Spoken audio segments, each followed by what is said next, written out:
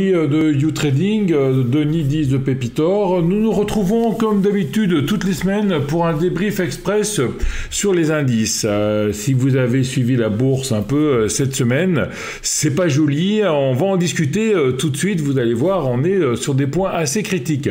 On commence tout de suite avec le SP500, hein, donc on remet un peu tout dans l'ordre. Le creux du Covid, une grosse hausse post-Covid ici, et une tendance baissière depuis le début de l'année, depuis le mois de janvier, qui s'est fait sur plusieurs jambes. Et là, on est en train d'arriver vers les plus bas annuels. Hein. On a eu 3 semaines d'hésitation, une bougie rouge, une bougie verte, une bougie rouge, avec chaque fois des avalements haussiers puis baissiers. Et là, une grosse bougie rouge. Et on va chercher les plus bas annuels sur les 3650 points. Hein. Attention, c'est vraiment une configuration assez chaude. Hein. On a eu un beau rebond pendant tout l'été. Paf, on retrouve le haut du canal baissier et on replonge après une hésitation et on replonge assez fort. Les bombes de Bollinger étaient horizontales, elles commencent à s'ouvrir, donc attention, possible reprise de la volatilité. Et là, on a un faux croisement baissier. Hein. C'est pas aussi fort qu'un non-croisement baissier, c'est-à-dire qu'on a eu le croisement M7, M20 et la M7 change de direction et revient croiser la M20 en descente, faux croisement baissier. On va probablement chercher à faire des plus bas que les plus bas annuels. On a la M20 en soutien qu'on devrait aller chercher rapidement sur les 3600 points. Sinon, une target, d'autres targets. La target que j'aime bien, moi, j'ai un gap ici, hein, le gap de cassure à la baisse lors du Covid qu'on avait fermé ensuite. On a un gap ici qu'on n'avait pas fermé par contre à 3500 points, mais on voit qu'on a une zone ici qu'on va d'ailleurs dessiner tout de suite, une zone qui pourrait faire support là avec ce gap en haut et en bas la partie on va prendre cette partie là, hein, voilà. Donc on a une zone de support vers les 3300 points là qu'on devrait peut-être aller chercher pour cette dernière vague de baisse, hein, dernière vague de baisse si on parle de 5 vagues, vague 1, vague 2, vague 3, vague 4 et vague 5. Donc elle peut être très profonde, elle peut être très longue, elle peut être très brusque, elle peut être aussi horizontale, on ne sait pas du tout une vague 5. Hein. Mais là, en tout cas, target M200, dans un premier temps, tant qu'on n'a pas de signaux de retournement, il ne faut pas rentrer, attention. Hein. Là, on est en configuration quand même crack. Hein. Je vous rappelle, les mois d'octobre sont les mois de crack dans les bourses. Donc, vraiment, on pourrait avoir un mois d'octobre et un mois de novembre assez saignants pour après, pourquoi pas, au mois de décembre, rectifier et un peu comme on a fait cet été, consolider la grosse baisse qui peut arriver. Donc, mais pour l'instant, ne disons rien. En court terme, on est sur des niveaux clés, les niveaux des plus bas annuels, les plus bas du 15 juin qu'on a retouché le 19 septembre. On a eu une hausse donc pendant 2 mois, hein, 15 juin, 15 juillet, 15 août, et on a tout refait en un mois. Donc on est descendu 2 fois plus vite que la hausse. Regardons maintenant en daily pour pouvoir essayer de comprendre un peu. Et en daily, quand on dézoome un peu, on s'aperçoit qu'on a la M200, qu'on a travaillé ici, on travaille ici. Et là, à peine on a eu le contact avec la M200, ce fameux 15 août, bim, on repart vers le bas. Une première vague, une consolidation, une bougie bébé abandonné du matin, une bougie un peu en l'air, là, un excès haussier avec, on savait pas ce que c'était, un gap avant, un gap après, une grosse bougie avant, une grosse bougie après, donc vraiment la énorme bougie de retournement. Et là, on continuait dans la vague de baisse. Que dire des banques de Bollinger sinon qu'elles sont verticales? Que dire des M7 sinon qu'elles sont verticales en descente? Que dire des M20 sinon qu'elles sont verticales en descente? Donc on rentre dans une tendance baissière où on pourrait faire M7 bol inférieur pendant pas mal de temps jusqu'à arriver soit à la target que je vais donner en weekly, soit peut-être la M200 avant ou peut-être un rebond, mais un petit rebond comme on a eu ici. Vraiment quelque chose de contre-tendance. Hein. N'oublions pas, la tendance de fond est baissière, donc on privilégie les achats à la baisse et les shorts. Hein. Voyons voir le Nasdaq maintenant en vue hebdomadaire. Ben, c'est à peu près pareil, hein. On est en train de rechercher les plus bas annuels qui correspondent exactement également aux plus bas de novembre 2020. Voilà, hein, on a tout retracé en moins d'un an, 100% d'une hausse. On est toujours sur ce canal baissier. On est revenu travailler la borne supérieure de ce canal baissier. On vient en contact sur la M200. On pourrait peut-être encore rebondir sur cette M200, M7 qui est à la baisse, M20 qui est à la baisse, donc on pourrait avoir encore un faux croisement baissier, gros signal de vente. Les bandes de Bollinger, par contre, qui tiennent encore les cours, on est toujours horizontal, on n'a pas encore pris de volatilité en vue hebdomadaire et toujours avoir en vue ces plus hauts de Covid ici, vers les 9700, donc vers les 10 000 points. En vue daily, maintenant, on voit qu'on arrive presque sur les plus bas annuels. M7 descendante verticale, M20 descendante verticale. Là, on prend les balles des bandes de Bollinger, on fait un T1. C'est-à-dire qu'on fait une clôture hors bol.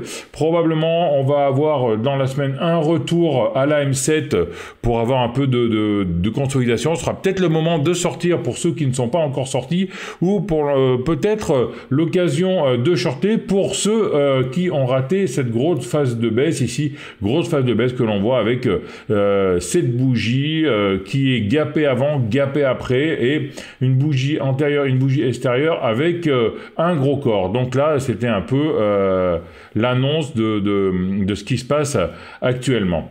Le Dow Jones, maintenant le Dow Jones en vue hebdomadaire, voilà, on vient sur les plus bas annuels, on a la M200 hebdo en soutien, on l'a à peine attaqué la semaine dernière, M7 qui va recouper la M7, la M20 à la descente, et les bandes de Bollinger toujours horizontales, mais on commence à l'attaquer, attention, hein, la semaine prochaine, si on fait une bougie rouge hors bol, ce sera vraiment un signal de vente. On notera sur le Dow Jones une target qu'on peut voir assez facilement. C'est un gap haussier que l'on avait eu en novembre 2020, gap haussier à 28 300 points. Donc ce sera la première target si on casse cette M200 hebdo.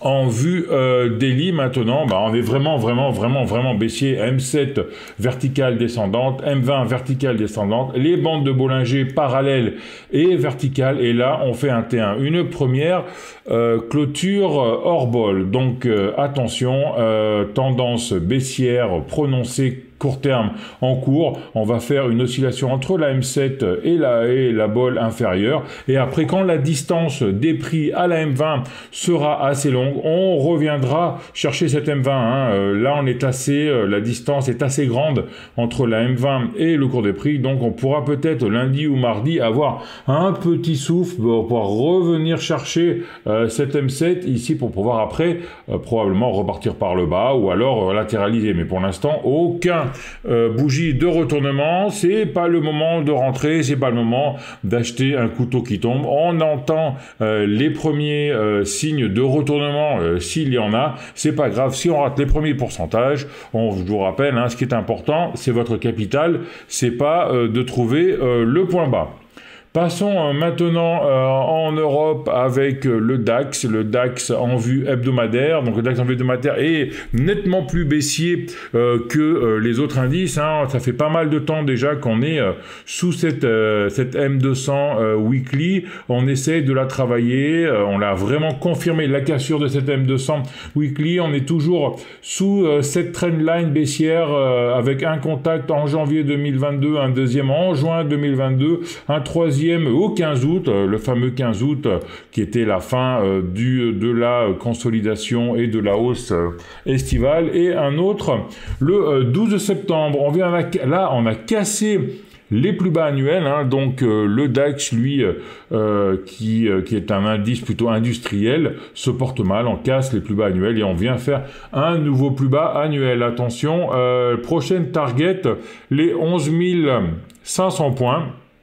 qui étaient les plus bas du mois d'octobre 2020. 11 450 points exactement. Si on regarde en vue journalière, là, les bandes de Bollinger s'écartent. Hein. Donc, on prend de la volatilité, on va probablement avoir une accélération dans la baisse, même si on est en contact avec la trendline baissière, du 14 janvier 2022 avec 1, 2, 3, 4, 5, 6, 7, 8, là une quinzaine de contacts où on est venu buter dessus par le dessous, ensuite on est venu buter dessus par le dessus actuellement, et là on est en train on va probablement glisser dessus dans les prochains jours. Attention, hein, là le faux croisement baissier a été validé, on a fait un plus bas que le plus bas d'avant, M7 vertical, bande de Bollinger qui s'ouvre, M20 descendante, attention. C'est vraiment pas bon sur le DAX. On finit avec l'indice national maintenant, l'indice du CAC 40. On est venu clôturer vendredi dernier presque sur les plus bas annuels à 5783 points. Hein. On a clôturé exactement à 5700. On a clôturé à 5783 alors que les plus bas annuels étaient à 5756 avec un plus bas de la semaine de 5765. Donc on est presque égaler les plus bas annuels. On verra si on arrive à faire un double bottom parce que là on a non seulement le double bottom et en plus la M200 en soutien. Hein. Donc on n'est pas encore comme le DAX où presque tout est perdu, où on a cassé la M200, on a fait les plus bas annuels. Là, on est sur la M200 et on a fait les plus bas annuels. Donc, on va voir si c'est suffisant pour donner un peu l'envie aux acheteurs de re-rentrer. On a largement cassé les plus hauts avant Covid, là, cette grosse résistance, 6100, 6000 points qui ont été un peu la limite entre la zone haussière et la zone baissière depuis le mois de mai. Et si on regarde maintenant le CAC en vue journalière, on voit les bandes de Bollinger qui s'ouvrent, T1, T2, T1, T2, T3, une grosse bougie rouge vendredi avec moins 2,28% à suivre lundi. Si on décide un peu de combler cet excès baissier parce que la distance entre les prix et la M20 est assez élevée, ou alors si on continue en configuration crack et on casse encore les plus bas annuels, les plus bas de la dernière séance, et là où on aura vraiment une grosse distance entre cette M20 et ce cours. Sinon, comme les autres valeurs, hein, probablement attendre une oscillation entre la bolle inférieure et la M7 jusqu'à avoir une stabilisation, d'avoir une dérive latérale, avoir la M7 et la M20 qui s'aplanissent, les bandes de Bollinger qui s'aplanissent pour voir si on arrive à avoir un retournement de tendance. Je vous rappelle ici, hein, le gros point, le gros signal vendeur, c'était le 17 août, double top lors de cette correction de vague baissière, double top plus contact avec la M200 journalière qui nous a fait rebondir. Hein. Si je prends la vue hebdomadaire, c'est un peu l'inverse que l'on a maintenant, hein. Double bottom et contact avec la M200. Donc on va voir, on verra si jamais certains acheteurs vont pouvoir rentrer pour pouvoir avoir un rebond à la hausse comme on avait eu en vue daily, un rebond à la baisse sur la même configuration. Voilà amis du trading, c'était Denis 10 de Pépitor, faites attention. Si on rentre, on préférera des rentrées short, mais là on est en excès baissier, donc c'est pas le moment de rentrer en short. On va attendre la prochaine consolidation pour pouvoir shorter un peu tout ce beau petit monde. Et attention, on est en config crack, on est en époque crack aussi, donc soyez très prudents. On se retrouve la semaine prochaine pour savoir un peu si on a réussi à consolider cette baisse, si on continue à digérer cette attaque baissière, ou alors si on part vraiment sur une config crack. Et comme d'habitude, si vous avez aimé, laissez un pouce bleu, abonnez-vous à la chaîne, laissez des commentaires, et on se retrouve la semaine prochaine, et encore plus que d'habitude, soyez très prudents. Ciao à tous.